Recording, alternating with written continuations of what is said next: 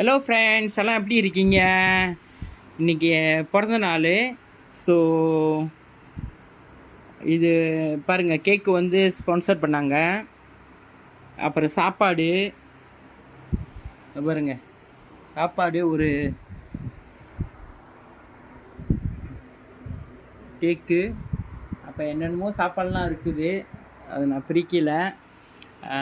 நல்லா இருக்கா ஃப்ரெண்ட்ஸ் இந்த பர்த்டே கேக்கு? ஸோ இதான் ஃப்ரெண்ட்ஸ், இதான் ஃப்ரெண்ட்ஸ்.